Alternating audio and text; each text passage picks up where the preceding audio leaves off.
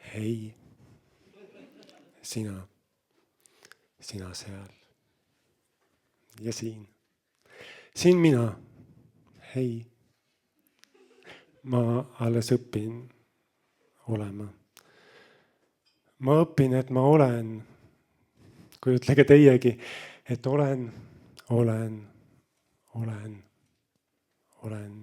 suves alasti.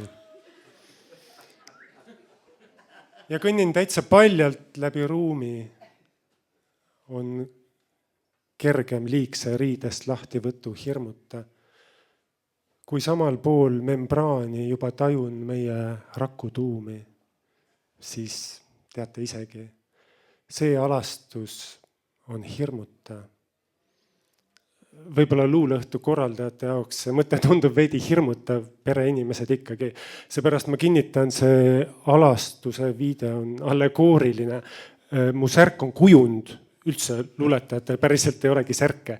Ja need nööbid, need on sellised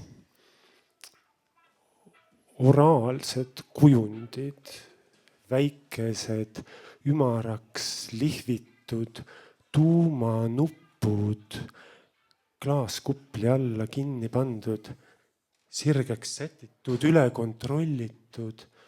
Te võite ka neid kujundlikke nuppe proovida iseendal või kõrvalistujal. Julgelt.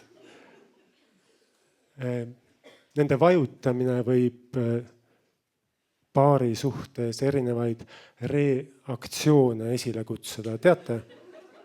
Näiteks kui nuputate e-kanalites, siis võib tulla e-reaktsioon. Aga kui nuputate näiteks Digitänava perekonnaseisuaktides, siis võib tulemuseks olla paljulapseline B-reaktsioon.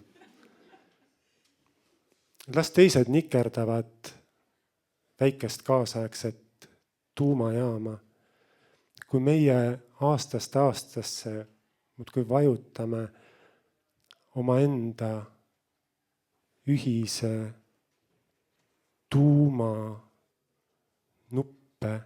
siis võib sellest saada meie ühise tuumareaktsioon, mida me muudkui regenereerime ja reorganiseerime ja rekonstrueerime oma südamete vanalinnas. Ramirendi reelingute, roostetavate reelingutel, räbalas, ribad rebadele rippumas.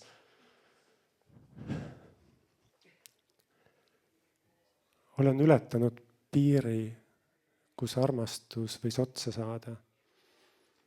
Kuulen üle katuste esmakordselt iseenda häält. Hei. Aitäh!